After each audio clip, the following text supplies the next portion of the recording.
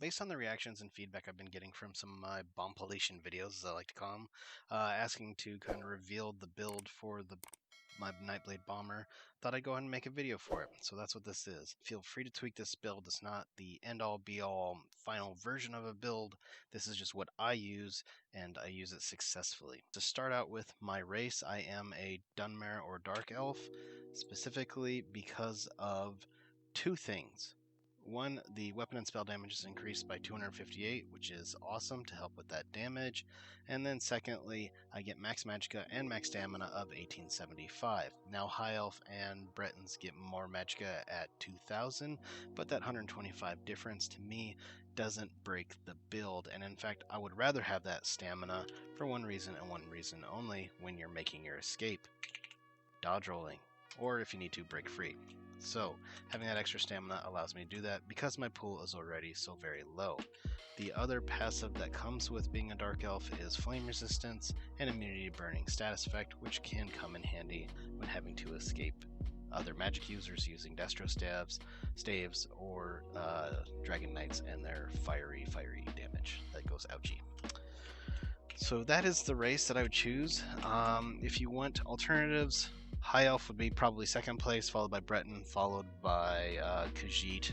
Brett and Khajiit, I don't know, maybe are tied or interchangeable. Khajiit gives you crit damage bonus. Breton gives you spell reduction, increased recovery, and again that 2000 Magicka. So you'll get a bit more survivability, probably not as much damage, but you can kind of make that up elsewhere.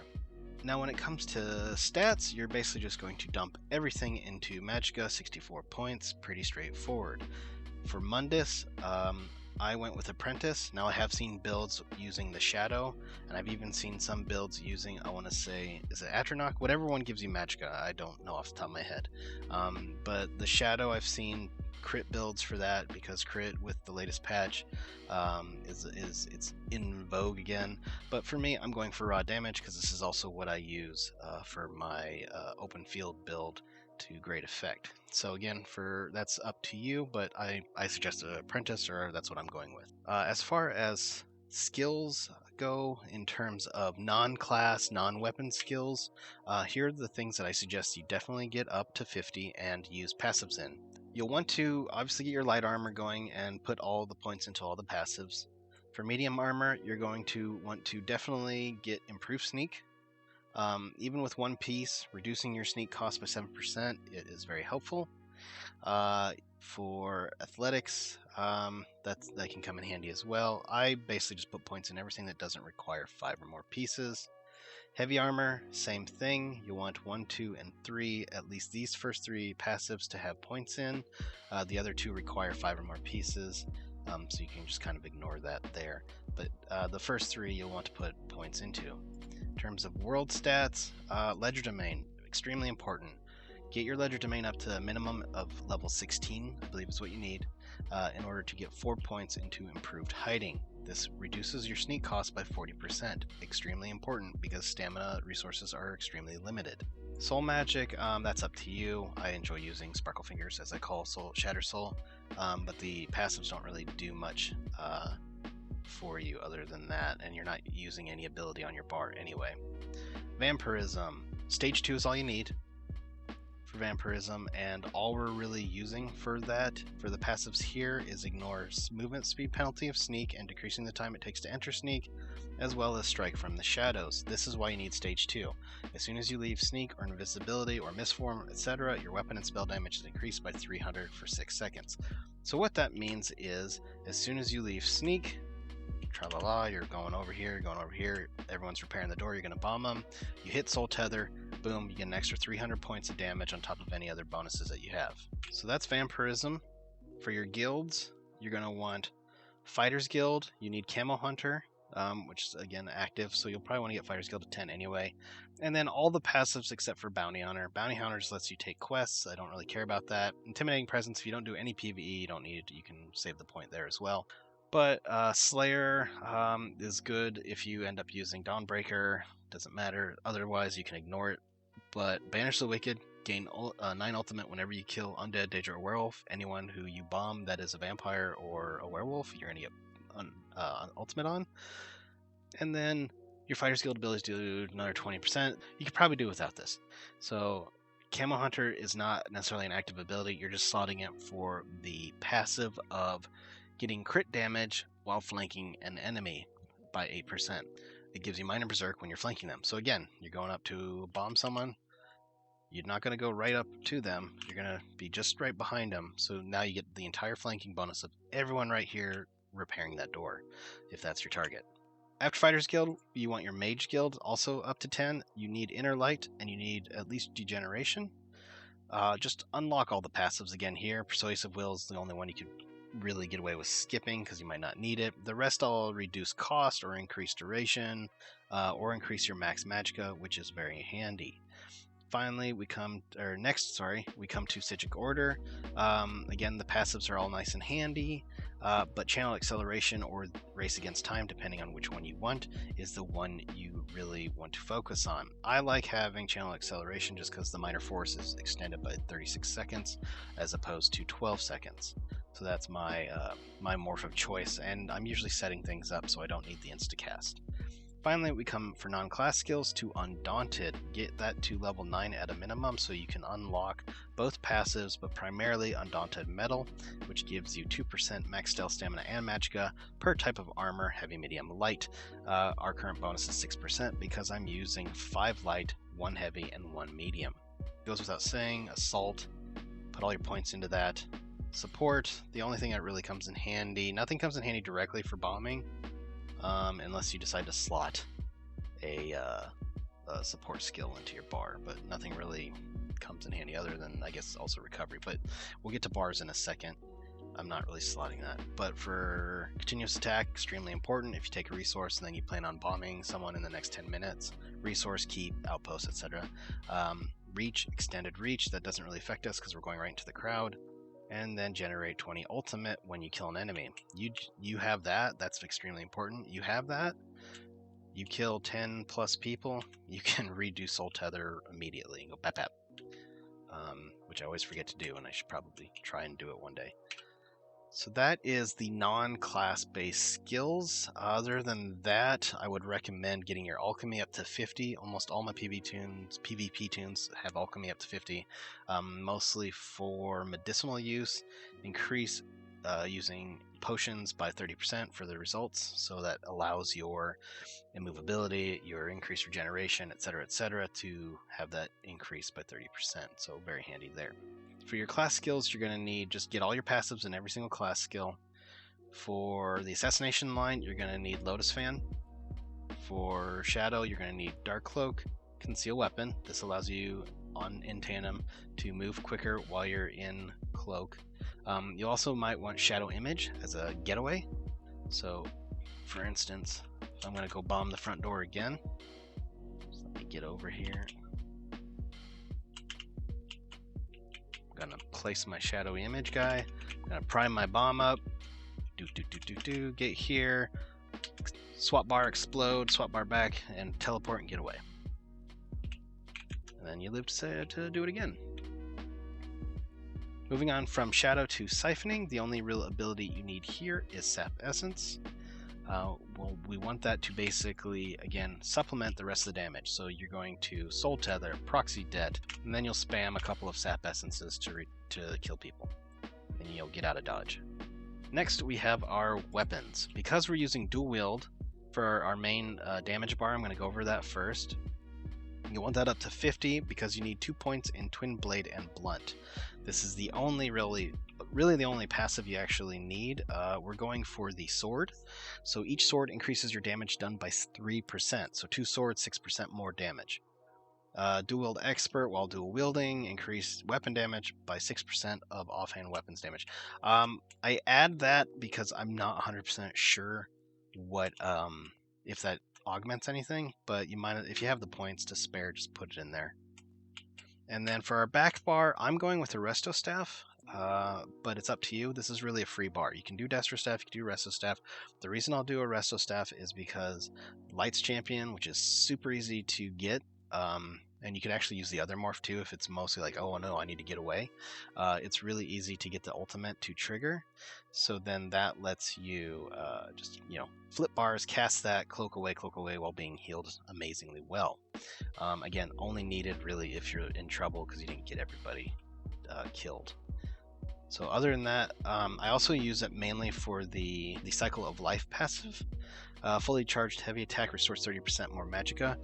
When I'm trying to build ulti, or if I'm low on Magicka, let's say I'm in a D ring on a defense keep, I'll just channel that to get the more Magicka back, so I'll be ready for my bomb, because this build doesn't have much in the way of regeneration, only 1119, and that's with my food. Do we have food going? Yes. So yeah, that's why I choose it. And also the steady beam means people can't necessarily dodge it very much, so I'm going to connect. Yeah, so that's that. Other than that, if you want to go Destro, get all the passives in there, choose a random ability if you want to use it. For me, when I get discuss bars, I have no Destro or Restro abilities on my bar other than the ultimate. So let's go over our gear. Now for me, for this build, my whole focus is to get as much damage going as possibly can. Raw spell damage. Not Magicka or crit or anything like that, but actual total spell damage. So for gear wise, even though it doesn't reflect in my spell damage on the character sheet, it's only 2973. If I cloak, I think, does that go up? Oh yeah, that's right, we don't get that anymore. So 3273. I think that's because of the vampirism buff. We'll let that go out. Yeah, so 2973 is my raw damage in sneak right now. That will increase based on the assassination passive. Master Assassin. Increase weapon and spell damage against enemies you are flanking. Again, flanking literally means from the side to the back. So you have a 180-degree arc. That's at least my understanding. So I'll get that 258, which means 2973 becomes a little over 3200. Then I tack in a cloak, and then as soon as that wears off, 3200. So instead of the cloak wearing off, just imagine me doing Soul Tether. I'll get another 300 and some. What was it again? Darkstalker, Strike from Shadows. 300, yeah. So we'll have 3500 just off that. So, like I said, I'm stacking damage on damage on damage. So, which is why I went with our main set, which is what you need for the bombing, Robe of Vicious Death set. Okay, spell damage, Magicka, crit. Penetration, which is the new bonus since the last patch, so we get more spell penetration, which is awesome. And then when you kill the player, they violently explode for 22.9k damage. I've seen this proc go as high as 25,000 on the tooltip. Depends on what build you use, so you can easily probably get more than I have. For our other gear set, we are using War Maiden. Spell crit, Magicka, spell damage, 600 spell damage to your magic damage abilities. There's a reason I chose War Maiden, and it's that 5th set piece. This is actually increased since the last patch from 400 to 600, which is awesome. So my whole bomb build actually got buffed from the last patch. So it doesn't, again, show here, but it does show up on your tooltip overall. And that's what's cool. All our damage cast abilities, as a Magicka Nightblade are magic-based damage. Conceal Weapon is magic damage. Proxy Death's magic damage. Soul Tether, magic damage. So if I use a different kind of damage like Julianos or New Moon, this in theory won't affect my Vicious Death proc, which all of a sudden is at 24,000 now. So I don't know how that happened, but whatever. So yeah, so that's why I like the War Maiden, because all our big damage is going to be Magicka based anyway.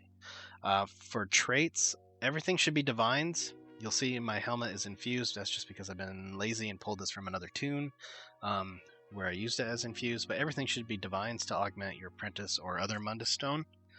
Again, we're doing 5-1-1, so 5 light, shoulder medium, go heavy on your helmet. Because that's larger. If you end up using like a craft set instead, then I would recommend your chest be heavy, helm medium, shoulders light. Or excuse me, no, yeah, that's right, yeah. So, but that's if you're using that. And then our third set is Balorgs. You get 129 spell damage, and when you use this ultimate ability, you gain spell damage equal to the amount of ultimate consumed, and 23 times that in physical and spell penetration. What this means is you get 500 extra spell damage if you're have all your ultimate saved up at 500, and you get 11,500 extra penetration. So we take that 11,500 and oops, sorry, and we combine that with one of our swords, so we get another 1638. So I'm really bad at math, so we're at 13,000+ there. Then we're at another 14, we'll say 14,500 here. Then from our light armor bonus, so 14,500 to concentration, we're at another 4,800, so 14,500, so roughly 19,000+. You've just negated medium armor wears in total. So that's always nice to have. So yeah, so divines on all your armor. For your jewelry, I went with arcane infused and arcane weapon spell damage, on all 3 pieces. Now, one thing I would consider that you maybe tinker with, and I haven't yet, is using bloodthirsty, because that is a nifty little trait. And let me see here. Sorry, I need to look from another tune. There we go. So increase weapon and spell damage against enemies under 90% health by up to 350. I don't know how this ramps, but technically you could end up getting, you bomb someone, you do the damage up front, you gain that bonus immediately. Proxy Debt takes care of the rest with that augmentation. So if you did maybe 2 bloodthirsty, and then 1 infused with damage, you're going to lose a lot of magicka, but oh goodness, would you have a lot of damage up front. So I think definitely bloodthirsty as an alternate trait would be a really cool thing to try and test out. And I might actually do that if I have any other yellow War Maiden's jewelry, so I don't have to constantly muck with things. But you know, if you do that, you lose 1,700 magicka, which is a trade-off, but you gain all that damage. And then for our swords, I have 1 Nirnhound with the weapon damage, spell damage, enchant, and 1 sharpen with the magicka damage, get magicka back, enchant. This can actually be whatever enchant you choose. I'd probably recommend lightning, because it provides concussion, which means that initial target takes more damage. So everything you need to do to set off that chain reaction is what you want. The weapon spell damage, I honestly don't know if triggering the ultimate triggers this enchant. Someone can tell me in the comments, that'd be great. I do know when I use the onslaught version that utilizing the weapon ulti would trigger the weapon spell damage enchant, because by virtue of using a weapon ability. For my back bar, this is just again random enchant, frost damage. I think it's just what it was. I'd probably again go here with lightning or magicka, get magicka back. Powered is just the trait that I had. It doesn't really matter. Your back bar is strictly for buffs, so do with it as you please. So that is gear in a nutshell. Now let's move on to our bars.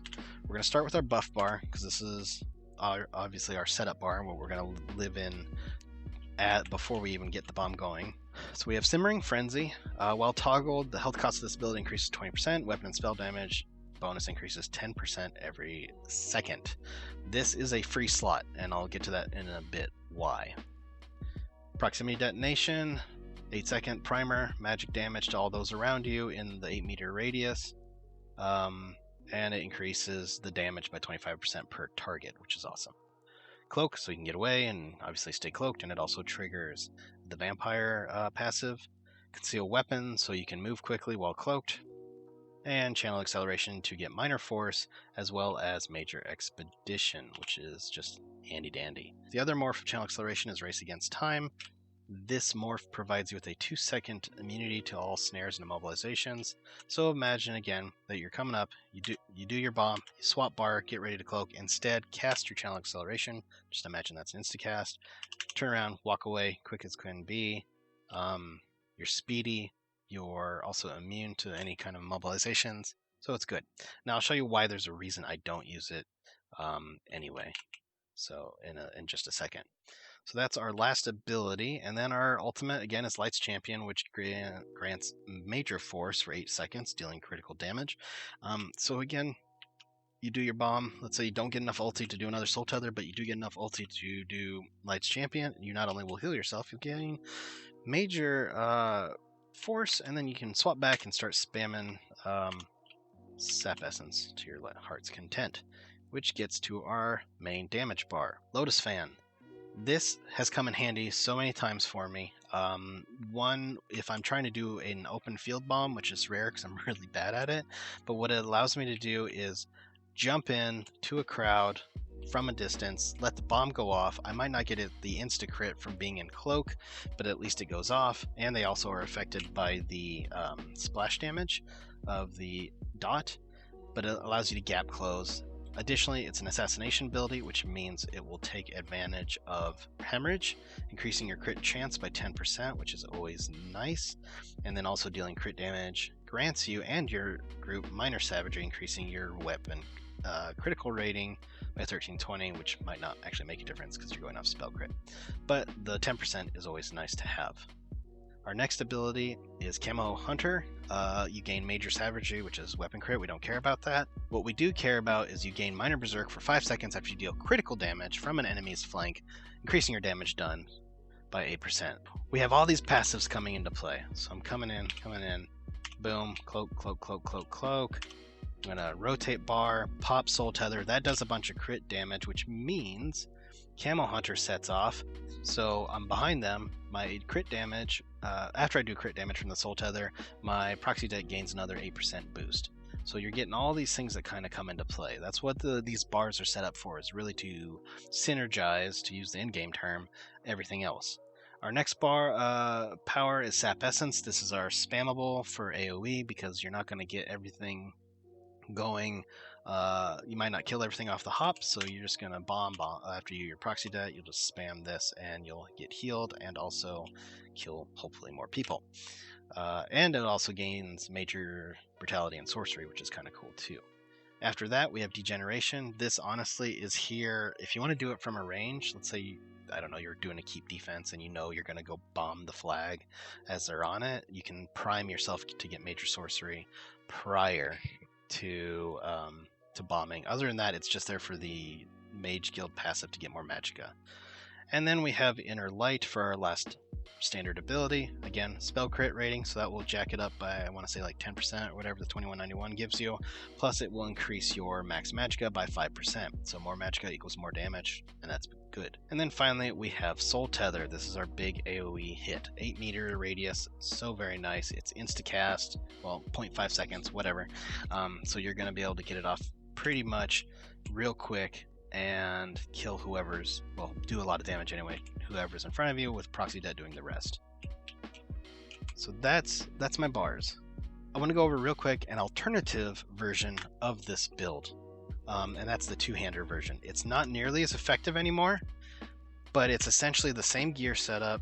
You're just using a two-handed sword, Nirnhoned. Your passive is going to be, pretty much all of them are pretty handy for whatever reason, but you mainly want heavy weapon. Swords increase damage done by 6%, but having reduced stamina cost, two-handed, that's always nice. It doesn't matter. Fully charged heavy attack if you end up doing that. Two-handed equip. Stam recovery is up by 30% after you kill a target for 10 seconds, which is always nice. So then you're going to use Onslaught. Now the reason I say this isn't really as preferable anymore is because Balorg's got changed to include that massive amount of penetration. But the neat thing about this is that you're ignoring the penetration off the hop anyway. So what you do is you end up finding whoever is in a line repairing. You find that person who has the heaviest armor, by the looks anyway, and that's who you're going to hit, because that's the amount of penetration you're going to gain based off of, you know, that 36,000 armor wearing person. That's going to, as opposed to hitting the mage, you're going to kill the mage right away, but you might not kill that 36,000 armor wearing guy. The cast time is actually quicker now than Soul Tether, which is interesting. My problem with this ability, I don't know if they sped it up since the last patch, but my problem with this ability is, one, the range is 1 meter lower. Two, it's a conal radius. It's not 360 degrees around you. So that's my problem with it. It's I would much rather have it be so you literally have to be behind them to do it. Okay, so that's where Soul Tether allows you to kind of get in the crowd or whatever. You're going to hit everyone around you. This you have to be more or less behind or to the side to get the rest of the advantage. So that's where the Soul Tether version has become more prevalent. And I can't recall. You could probably still do a two-hander if you wanted to, as opposed to dual wield. But with dual wield, I can, you know, go Nirnhoned and go sharpened. So that's up to you. What I would recommend is just play with it, see what you like better. But if you can see from my videos, you'll see that I still do a mixture and have done a mixture of the two builds. But for now, I've been primarily sticking to the Soul Tether version. I don't know if I mentioned this at the very beginning, but I play on a no CP server, so CP points I don't care about them. But if you want to know about them, this I guess would be my recommendation. We'll focus on the blue first, go to green, go to red. For CP server, you're going to want to get these three as high as you can. Elfborn for crit damage, crit healing, because you're going to be critting off the hop, so that you want that as probably at least 20%, maybe 22. Spell pen, probably want that higher, try and get to maybe, I don't know, 5k or more. Elemental expert, 12% is probably as low as I would go. After that, Master at Arms, direct damage. I don't know if AoEs fall under direct damage. I get that it's not a dot, so proxy debt should fall under that. Shattering blows probably would just dump right back into that, to be honest, over shields. Not many people, when they're resting at a door or whatever, have shields up. Thaumaturgs we don't care about, so let's go back to green. In order to save your stamina, you'll want to decrease the cost of sneak further. Decrease blocking if you need to, but honestly, I would probably put that 16 points into shade, and then the rest in tumbling, so your roll dodge costs less so you can get away. Arcanist and Mooncalf, I'd probably both try to get to 13% at a minimum. I have this at 14, that's at 13. So, but 13% minimum. And then break free, same thing, get as high as you can. Then when it comes to the red line, quick recovery, I'd probably get rid of my points in Bastion and put it in quick recovery for more healing, which means, because what this will do is your sap essence and your soul tether are going to give you more health back. And then elemental defender and hardy, get that as high as you can. Thick skinned, if you're trying to escape as a bomber, you probably don't need that nearly as much as these two. And then spell shield, so you could probably either lower this, maybe put it back into here for more, or put it into light armor so you take less damage as you're fleeing. And then spell shield resistant and ironclad, get those as high as you can, I suppose. I'm not a CP player, sorry, but that's just, you can take whatever I say with a grain of salt. But I have used this build without even remembering to tweak my CP in the sewer event, because I was in the CP version of the sewer for a while, and it works. It still works. It's a little tougher, so I would definitely tweak my CP from what I currently have, but it does work, even with the War Maiden. Alternatively, as a gear alternate, you could go with Spinner. I think Spinner would be great if you're a CP player, because you're going to get 3,400 more spell penetration, you're getting more Magicka, you're going to have less damage than you would with War Maiden overall, but you're getting that penetration so you can get through to deal the damage. So whatever damage you would out on the rawness of having 600 bonus, you get, I would say, get back with that extra penetration. So you can definitely use Spinners as a alternate set. So that's CP. Okay, so add-ons. In a couple of videos, I don't see a lot of people ever addressing add-ons, and there is one, at the minimum, one key add-on I highly recommend. I'm going to give you guys 3 add-ons that I use religiously. Two are to monitor, and one is because I need to switch outfits a lot. And that is Alpha Gear to swap gear. So you can see I have a bunch of profile gear setups that I use, because my alt bomb is what I use to bomb, and number 2 is what I use for going around killing people in the field. So having that ability to swap gear on the fly is extremely helpful, so definitely recommend that.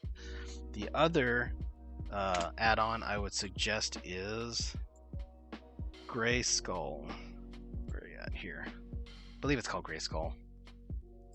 Let's see here. This should be it. Yep. Okay, so weapon spell damage tracker. So Gray Skull's the other one. That's what this window is right here. This is my spell damage, and I can see it go up all the time. So you saw it through 3,400 in dual wield mode, 2,973 in staff mode, and then you can see that the bonus from vampirism jacks it up another 300 right there. Now finally, and this I think is the most important add-on to use, especially if you're a full-time bomber, is buff timers, which is right here. So I chose a profile. I made a profile called Bomb. Essentially what you're going to do is you're going to create a profile. So you can see I have a couple others. So you'll just create a profile. What do I have? You make the name, then you hit create. It will reload your UI. So if you've been PvPing all night and you don't want to erase your kill counter, then don't make it then. Do it at the beginning. And then what you'll do is, I honestly don't remember the rest. Is it? Okay, that's it. So then you go to bar 1, which I believe should just be there already. You're going to use your buff name. You type out the spelling of the ability as it is actually spelled. So proximity detonation.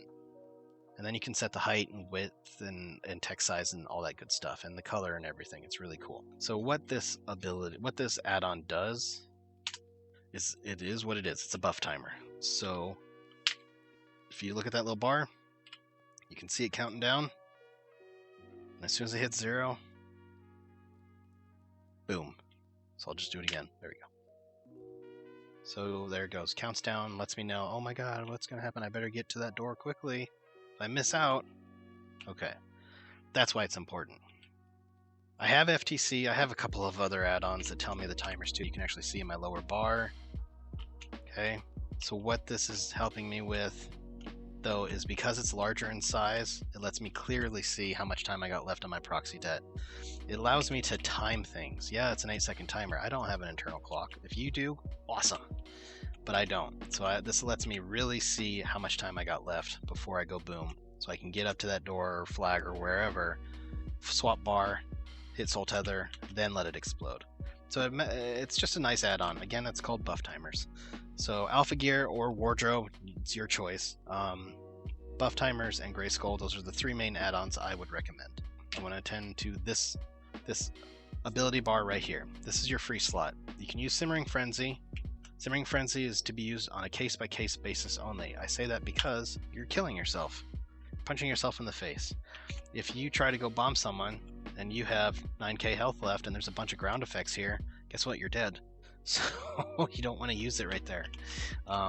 So yeah, so totally don't recommend using it 100% of the time. But it's a great way to augment your bomb, and you'll get healed anyway once you come over and do soul tether. So again, if it's safe to do it, use it. If you don't want it, you can get rid of it. I already touched on this before. You can do shade. So we'll just come up here, set up our bomb, got my shade going. All right, I'm gonna wait because I'm so close. Cloak once. Oh no, hurry. Boom. And go back. And I get away.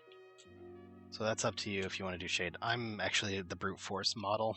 I'm really, and you've probably seen this in some of the videos if you've watched any. I'll boom, try and flip my bar, cloak, or dodge roll away, and then just kind of get out of dodge that way. The shade's a lot smoother. The neat thing about using cloak and shade too, by the way, is the passive from Shadow is your resistances get jacked up by about 5k plus. So that's always nice as well. The other ability that you can put here is if you're trying to build ultimate and you need a range spell, I recommend Sap Essence, because then you can just pew damage people. If you get a killing blow, you get some ulti. And that's mostly when you're not already at 150 plus ultimate, or if you don't have 500. That's that kind of free floating bar, but I primarily have been using the vampire skill just because I want to try and get a little bit more damage. Half time I don't even need it though. Potion I use is, and this helps negate some of that effects of Simmering Frenzy, is Essence of Movability. Become immune to knockback and disabling effects for 10.4 seconds. Restore a bunch of health. Restore a bunch of Magicka. It's always nice to have. Alright, the food I use is Witch Mother's Brew. So you're going to get Magicka, health, and Magicka recovery. The reason I go for this is because our recovery is already pretty crap at about 1100. So you're going to want that extra recovery to kind of keep things going, especially when you're fleeing and you're going to have to spam cloak a lot. Alternative food is, there is like a gold version of this food, but it's very costly to make, and I can't remember the name off the top of my head, but you get a little bit more Magicka, a little more health, and a little more recovery. I don't find it worth it because of the cost, so this is a good choice. The other thing you could use is just max Magicka, max health if you wanted, or max Magicka, max recovery. You'll get much more of each. However, your health will be very low, and so you'll be much more killable. So this I find is a nice, real middle ground, good middle ground food. So my methodology, okay.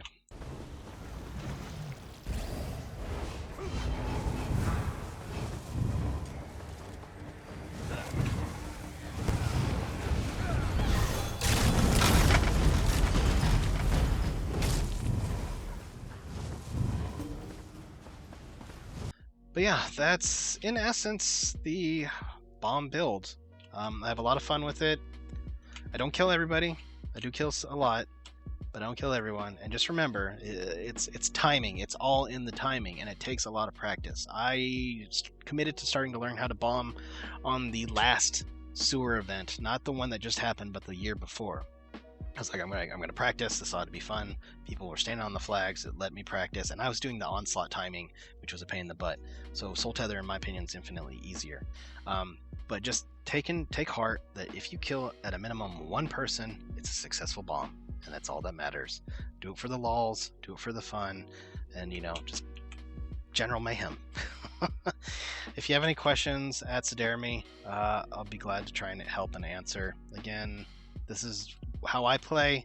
I do not claim that it is the end-all be-all bomb version, but it is one that I've had great success with. Thanks for watching, everybody. I'll see you next time in the middle of nowhere.